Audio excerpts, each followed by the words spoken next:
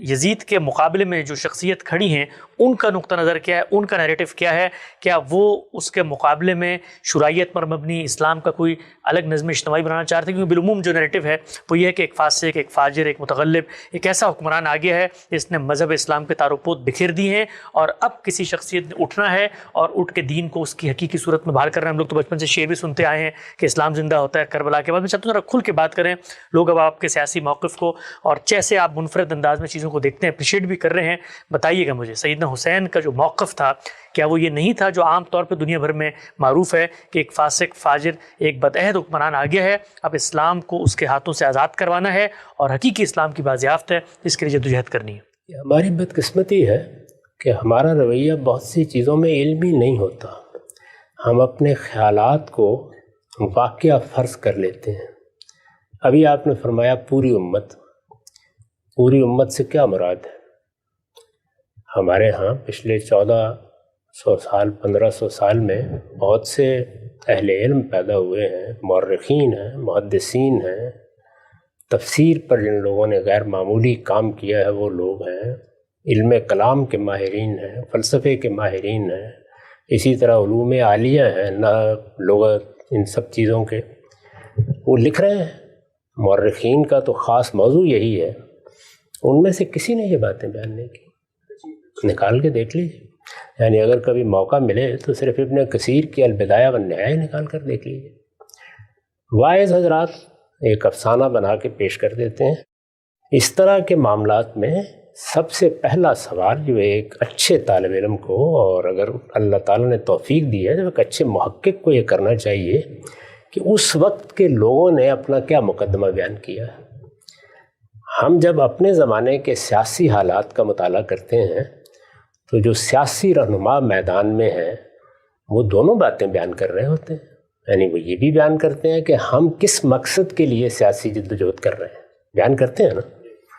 اس وقت جو ہمارے ملک میں سیاسی جماعتیں ہیں، امریکہ میں سیاسی جماعتیں ہیں، اسی طریقے سے برطانیہ میں، دوسرے ملکوں میں ہیں، ہمارے ہمسائے میں بہت سے ممالک ہیں وہاں سیاسی جماعتیں موجود ہیں۔ ان کے رہنما آپ کو بتا رہے ہوتے ہیں اور شب و روز بتاتے ہیں کہ ہم اس وجہ سے یہ جدوجہد کر رہے ہیں، ہمارے پیش نظر یہ پروگرام ہے، یہ ہمارا منشور ہے، ہم یہ بہتری پیدا کرنا چاہتے ہیں، ہمارے نزدیک معیشت، معاشرت، سیاست میں اس اسکیم کو روبہ عمل کرنے کی ضرورت ہے۔ تو ایجابی طور پر یا مثبت طور پر کیا چیزیں ہیں جو پیش نظر ہیں، اسی طرح وہ بتاتے ہیں کہ ہمارے مقابل میں جو جماعتیں ہیں، مثال کے طور پر ان کے یہ جرائم ہیں، انہوں نے کرپشن کی ہے، انہوں نے رشوت لی ہے، انہوں نے پاکستان کو بیچ کھایا ہے، انہوں نے ہندوستان میں یہ خرابیاں پیدا کی ہیں، کانگریس نے یہ کیا ہے، فلاں نے یہ کیا ہے۔ میرا مدعا یہ نہیں ہے کہ یہ سب کچھ درست ہوتا ہے، لیکن یہ بیان کیا جاتا ہے۔ تو اگر کسی کو یہ بتانا ہے کہ سیدنا علی کا مثال کے طور پر کیا موقف تھا تو وہ سیدنا علی بیان کریں گے۔ اس وقت کوئی شخص اگر یہ کہے کہ سیدنا علی کا موقف تو یہ تھا کہ رسول اللہ نے اپنے بعد مجھے حکمران مقرر کر دیا تھا، 3 حکمرانوں نے تو اس کا موقع نہیں دیا مجھے، تو اب میں نکل کھڑا ہوں، تو یہ بات اس وقت جو لوگ کہیں گے ان کے کہنے پہ مان لی جائے گی۔ آپ کو تاریخ میں جا کے دیکھنا پڑے گا کہ خود سیدنا علی نے جب خلافت سنبھالی یا جب خلافت ان کے پاس نہیں تھی تو انہوں نے اپنے بارے میں کیا بیان کیا۔ اسی طرح کا معاملہ، یہی اصول سیدنا حسین کے بارے میں ہونا چاہیے، یہی اصول سیدنا حسن کے بارے میں ہونا چاہیے، یہی اصول معاویہ رضی اللہ عنہ کے بارے میں ہونا چاہیے۔ یعنی سب لوگ اپنا کیا موقف بیان کر رہے ہیں، وہ اس وقت کی سیاست کے میدان میں ہیں، اپنی رائے بیان کر رہے ہیں، اپنا نقطہ نظر بیان کر رہے ہیں، اپنا استحقاق بھی بیان کر رہے ہیں۔ اگر کہیں بیان کر رہے ہیں تو یہ بتائیے۔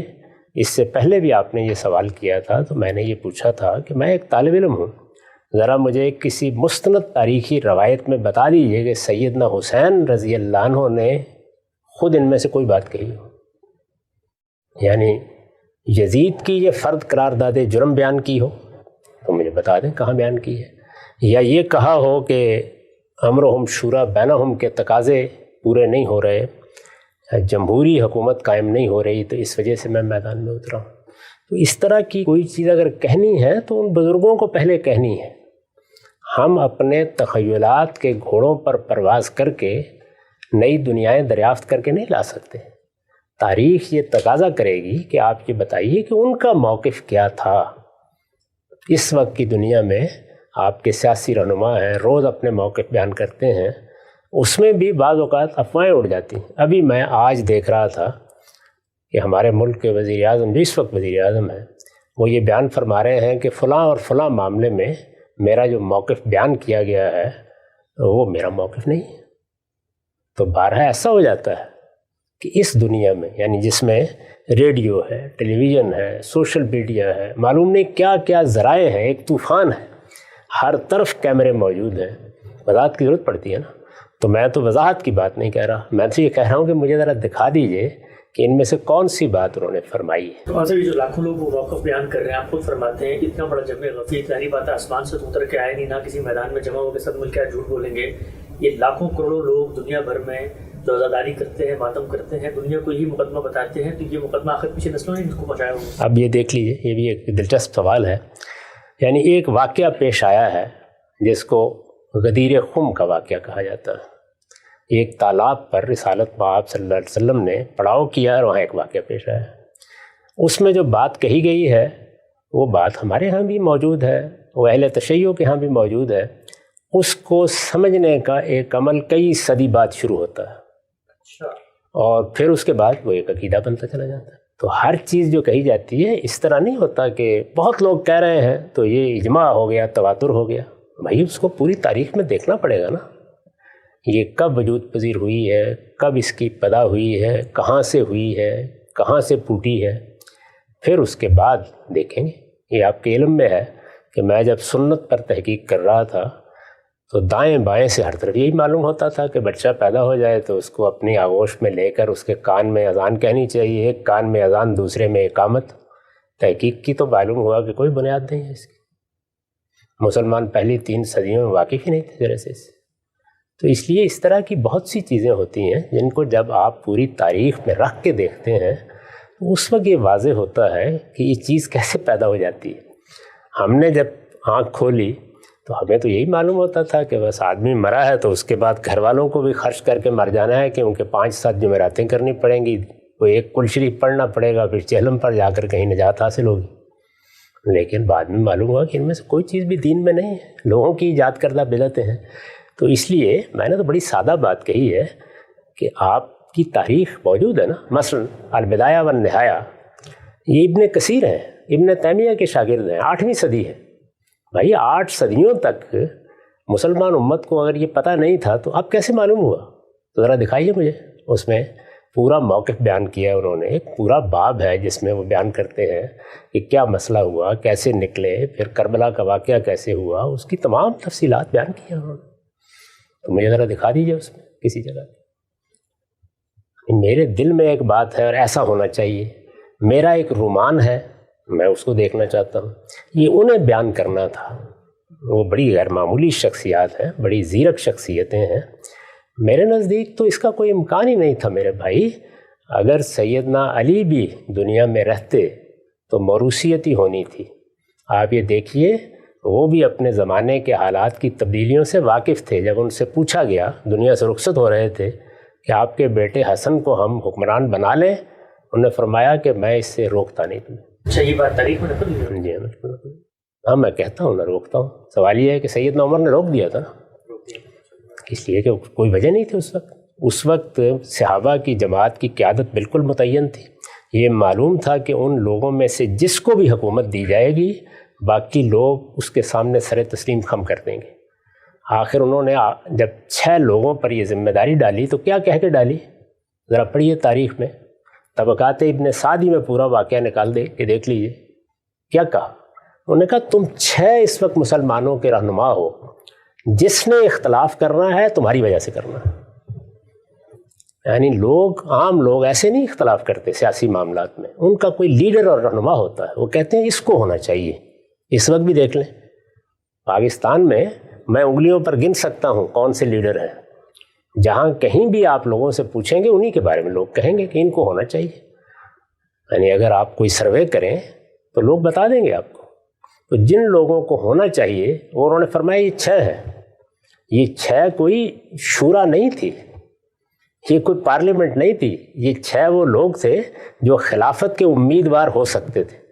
تو انہوں نے کہا کہ تم بیٹھ کے فیصلہ کرو, پہلا فیصلہ تمہیں کرنا ہے کہ تم کس پر اعتماد کرتے ہو. اور آپ دیکھیے وہاں کیا ہوا. عبد الرحمن بن عوف نے بیٹھتے ہی یہ کہا کہ بھائی پہلے تعداد کم کرتے ہیں, 3 کے حق میں دستبردار ہو جائے. ان کے امام پہ ہو گئے, باقی 3 رہ گئے. انہوں نے کہا میں اپنے آپ کو خود دستبردار کرتا ہوں, مجھے حق دے دو کہ میں تم دونوں میں سے فیصلہ کرتا ہوں. تو یہ اصل میں وہ جو زعماء جمع ہوئے ہیں, پہلے انہوں نے اپنے آپ کو وہاں کھڑا کیا کہ ہم کس پر متفق ہوتے ہیں. پھر اس کے بعد لوگوں سے جا کے پوچھیں گے. پھر وہ نکلے بازاروں میں, ان پہ لوگوں سے بھی پوچھا. تو اس لیے میں بار بار عرض کر رہا ہوں کہ جمہوریت کے لیے ناگزیر ہے کہ وہ لوگ ہونے چاہیے جن سے یا تو آپ براہ راست رائے لے سکیں. یہ مجھے بتائیے کہ ممکن ہے؟ یہ تو اب سے 100 سال پہلے ممکن نہیں تھا, ابھی ممکن ہوا ہے. نئے مواصلات کے ذرائع پیدا ہوئے ہیں. ایک بڑی سلطنت میں آپ پورے امریکہ سے چاہیں تو ووٹ لے لیں, رائے لے لیں. تو یہ ووٹ لینا کو یہ نہیں کہ انسان کو سوجا نہیں, کیسے لی جائے. پرانے طریقے یہی تھے, قبیلے ہیں ان کے سردار جمع ہو جائیں سارے کے سارے, چلیے ان کے درمیان میں اگر اتفاق ہو جاتا ہے. ابھی آپ افغانستان میں, آپ کو یاد ہے نا, ایک جرگہ ہوتا ہے خاص, قبائلی سرداروں کا جرگہ ہے, وہ بیٹھ کے فیصلہ کر دے گا. رسول اللہ صلی اللہ علیہ وسلم کے بعد کیا ہوا, آپ کی دعوت نے مہاجرین اور انصار میں ایک قیادت پیدا کر دی. گن کے دیکھ لیجئے وہ کون لوگ تھے. ابو عبیدہ بن الجراح ہیں, معاذ بن جبل ہیں, صدیق و فاروق تو خیر گلہائے سرسبد ہیں, سیدنا عثمان ہیں, سیدنا علی ہیں, زبیر رضی اللہ عنہ ہیں, طلحہ, یہی لوگ ہیں. عبد الرحمن بن عوف ہیں. یہ کوئی 8 10 12 لوگ ہیں جن کے بارے میں معلوم ہے کہ یہ اس وقت اصل میں مسلمانوں کی وہ جو جماعت پیدا ہوئی ہے, کوئی 1,20,000 کے قریب زیادہ سے زیادہ تعداد بیان کی جاتی ہے. ہمارے ہاں ایک چھوٹی سی کانسٹیٹنسی میں 2-2.5 لاکھ 3 لاکھ لوگ ہوتے ہیں, 1,20,000 کے قریب لوگ ہیں, اور جزیرہ نما عرب کی حد تک ہے. تو یہ لوگ فیصلہ کر دیں گے, لوگ مان لیں گے. اور یہ سب کے سب ہجرت کی وجہ سے مدینہ میں جمع ہوئے تھے. اسی لیے مدینہ ہی کی حد تک لوگوں کی رائے, لوگوں کی یعنی ان زعماء کی رائے لینا بالکل ممکن تھا. صورتحال تبدیل ہو گئی, صحابہ پھیل گئے, تابعین کی بڑی جماعت وجود میں آ گئی, سلطنت 3 بر اعظموں تک پہنچ گئی, لاکھوں لوگوں کا اضافہ ہو گیا. اب اس کے بعد کیا طریقہ اختیار کیا جائے؟ کوئی طریقہ نہیں تھا. جس کے ہاتھ میں بھی اقتدار آتا اس کو ملوکیت ہی قائم کرنی تھی, کوئی اور چارہ نہیں تھا. اچھا ذرا لیڈروں پر نگاہ ڈال کے دیکھیے, یعنی باقی سارے کے سارے لوگ دنیا سے رخصت ہو گئے تھے, لیڈر کون تھے؟ جب یزید کی نامزدگی ہوئی ہے, ابو بکر کے بیٹے عبد الرحمن رضی اللہ عنہ, عبد الرحمن بن ابی بکر, یعنی وہ لوگ, معاویہ رضی اللہ عنہ گن کے بتایا نا کہ یہ لوگ ہیں جن کے درمیان اختلاف ہوگا. عمر رضی اللہ عنہ کے بیٹے عبداللہ ابن عمر, دیکھیے نا, زبیر رضی اللہ عنہ کے بیٹے عبداللہ ابن زبیر, علی رضی اللہ عنہ کے بیٹے حسن اور حسین. تو بھائی موروثیت وجود میں آ چکی تھی, کوئی چارہ نہیں تھا اس کے سوا. یاد رکھیے ہمیشہ, اگر آپ ایسے نمائندگان یا ایسے ریپرزنٹیٹیو کا ایوان نہیں بنا سکتے کہ جس پر لوگوں کا اعتماد ہو اور یہ کہا جا سکے کہ یہ فی الواقع ریپرزنٹیٹیو نمائندہ لوگ ہیں, اگر نہیں بنا سکتے جمہوریت نہیں آ سکتی.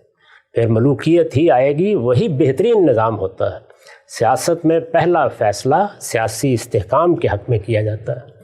تو اس لیے جو بھی آتا اس کو یہی کرنا تھا. وہ بڑے زیرک لوگ تھے, وہ حالات کو دیکھ چکے تھے, جو کچھ تبدیلی آ گئی تھی اس کو بھی دیکھ چکے تھے, اس میں کوئی اور راستہ ہی نہیں تھا. یہی اس وقت کے رہنما تھے. سب کے سب ان جلیل القدر لوگوں کے بیٹے ہیں جو اقتدار سنبھال چکے تھے اس سے پہلے, یا جن کی کوئی حیثیت تھی اس معاملے میں. تو اس لیے میرے نزدیک یہ صرف رومانوی باتیں ہیں, ان کی کوئی حقیقت